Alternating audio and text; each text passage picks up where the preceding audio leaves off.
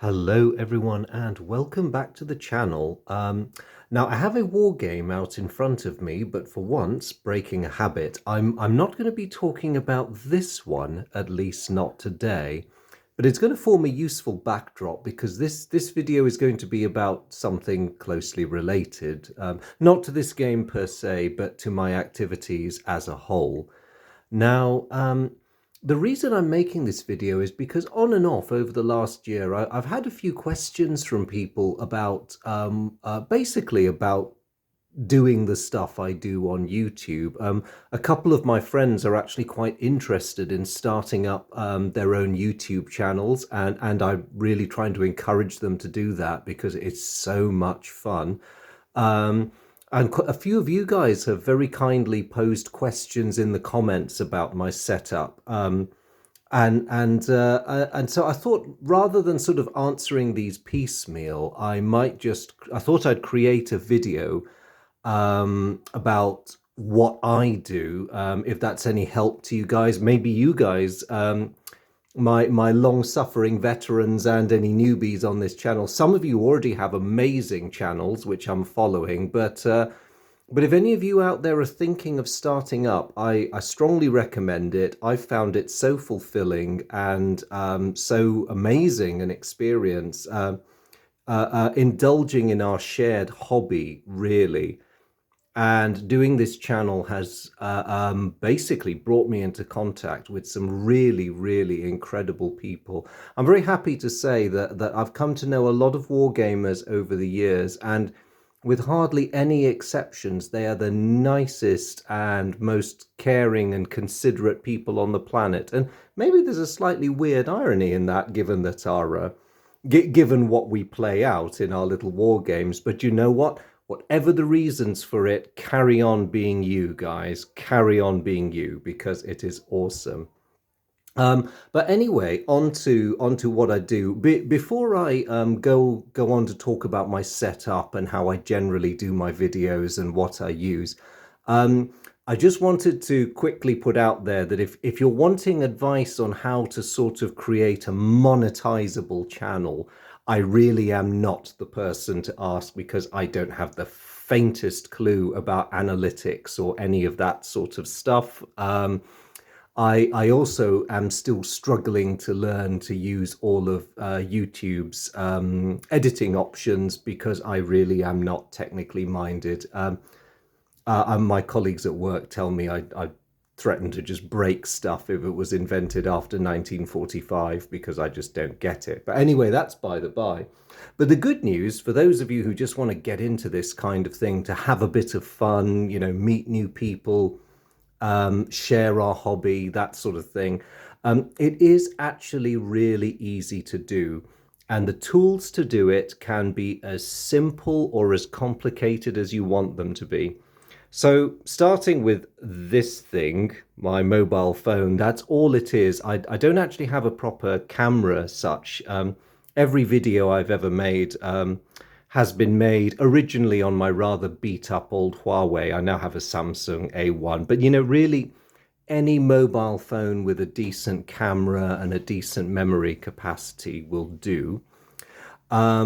Leading on from that, all you really need is something to mount it on. Now, until the end of last year, I was relying on this, and it really is nothing more than a glorified selfie stick. So you mount your phone in there like so, and you have a somewhat unsteady tripod. In fact, if you watch some of my earlier videos, there are points where the camera teeters quite alarmingly.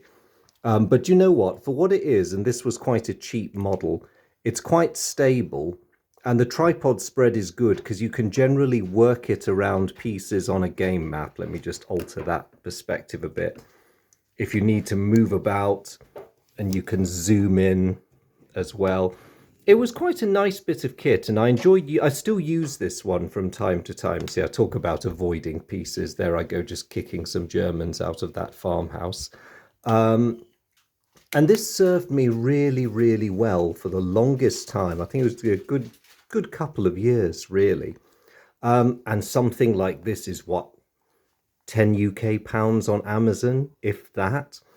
So it can be something as simple as that. Now, the reason I don't use this exclusively anymore is because my good friend Jane, who has her own really, really awesome channel, I'll put a link to it in the description. But if you're into museums, history, and why museums do what they do and how to get the most out of them, do check her channel out. But for my Christmas present, she got me this amazing thing.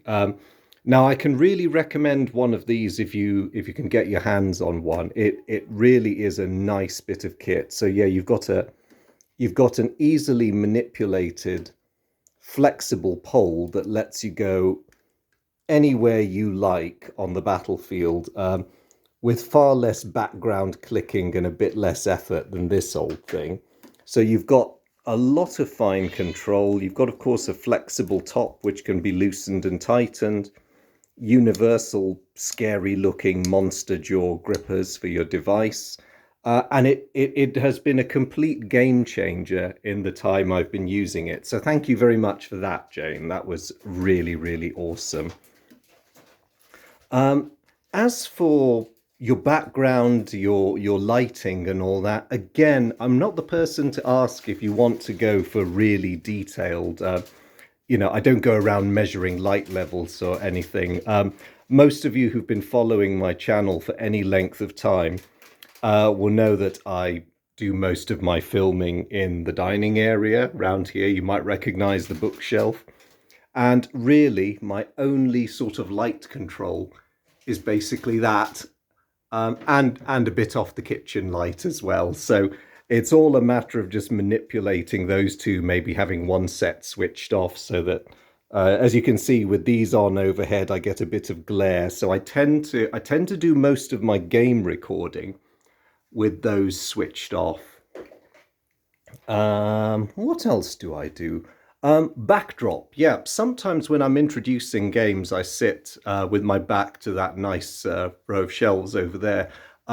I like that spot because, and you guys probably have equivalent places round your houses, where you can just stick a bit of blue tack to a surface like that and just put an old map or something on the wall. Could be a period piece.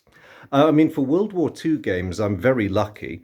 I don't know if any of you guys will have this. I wouldn't be surprised if a few of you do. But many years ago, there was a brilliant magazine series called Images of War, and it was produced by the Imperial War Museum in cooperation with Marshall Cavendish, the publishers. And it took you through the entire conflict, and every episode gave you a magazine, really informative, really cool. But even better, you got a reprint of a contemporary newspaper. And I expect most of you have seen at least one of these gracing the background when I'm talking about a game. I try and find one that's appropriate to the subject. You also got a really nice campaign map. Again, you've sometimes seen these because I'll either have the technology of war side showing behind me, or I'll have the map out. Oh dear, I forgot there were swastikas on this one. Okay, let's see how long I last before YouTube makes me take that video down. Sorry, YouTube. Anyway, moving swiftly on from dodgy iconography. Now, I hope I've covered enough about this side of the tech, because quite recently, Patrick, you put a question in the comments about what sort of mounting I use for my camera. So that basically is it. It's a choice between those two. And I had another nice comment about my bookshelf. So yes, the old joke about if you want people to believe that you know what you're talking about, make sure you have books, generally books you've never actually read, behind you. Now, the reason I tend to do my final thoughts in this corner is because the very first time I ever did a final thoughts video, I just happened to be sitting here, and it's actually quite a nice, comfy spot. And the way these things work is that a habit develops, and after a while you start thinking, oh no, I've made a tradition of this. I've got to always do a final thoughts in this corner. But yeah, this is very much a shared family bookshelf, although I say that there's an awful lot of wargaming titles here. and a lot of history and not so much of anything else. Oh, my apologies to my family. No, I have pretty much taken it over. The arrangement is pretty random. My poor wife, who's a professional librarian, it drives her to fits because, it doesn't really fit any recognized system. And that's only because these are the big books that I tend not to know what else to do with, so they live here. So there we go. I mean, that actually is going to make this a pretty short video because that really is it. I would just say in conclusion, and hopefully this answers all the questions from folks who've been asking me about, what do you need to start up a channel? I would say a lot of enthusiasm. If it's a wargaming channel, a collection of games does help, but you can also borrow them. Nothing wrong with that. Couple of backdrop pieces just to make things look a little happier. But really, I would say that's all you need. I mean, even cool stuff like, whoops, like the lighting and that kind of backdrop material is actually optional. You don't have to do that. And quite a few of the very best YouTubers I know don't have any frou-frou at all.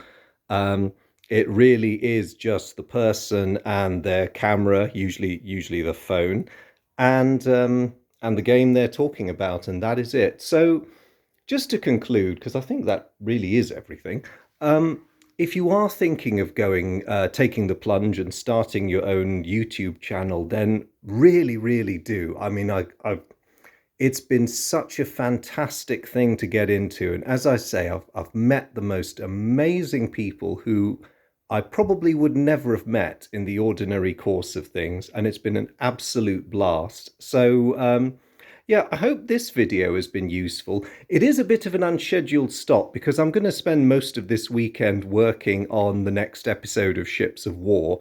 But I just, as I say, it occurred to me that I'd had all these questions and some of these discussions off camera with friends of mine. So simplest thing was to just lump them all into one place. And I hope, as always, that this is of use to someone. Thank you very much, guys, and I look forward to seeing you all again very soon. Take care. Bye.